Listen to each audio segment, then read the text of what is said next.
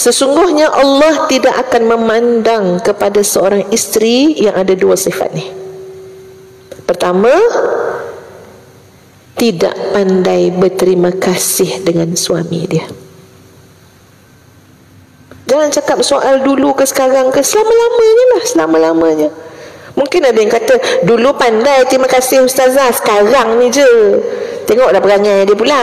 Itu jawapan kita. Sekarang ni dia bukan cerita pasal dia, pasal kita ni, isteri-isteri.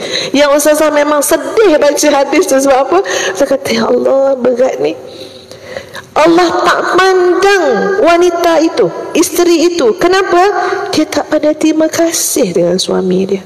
Tuan-puan, apa pun sajalah yang suami kita buat, yang suami kita bagi, yang suami kita usahakan, kecil ataupun besar pada pandangan kita, kita wajib terima kasih, wajib hargai, supaya kita dipandang oleh Allah Subhanahu wa ta'ala. Bukan sebab biar suami bertambah sayang, bukan sebab biar suami macam-macam lah. Tak, cerita ni pasal pandangan Allah. Kita nak ke jadi isteri yang Allah tak nak pandang. Kenapa? Tak pandai terima kasih dengan suami. Atas apa alasan? Ada kebaikan yang dia buat, ada sikit usaha yang dia buat, apa tadi kalau banyak, dan pada kita semua tak ada rasa apa-apa, sampai kita tidak boleh berterima kasih. Yang kedua, wanita yang rasa suami dia tidak berguna.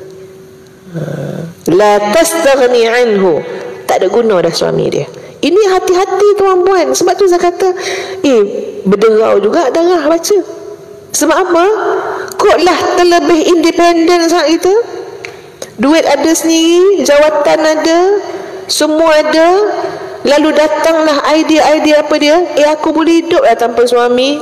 Tuan-puan, innallaha la yanzuru ila imra'atin.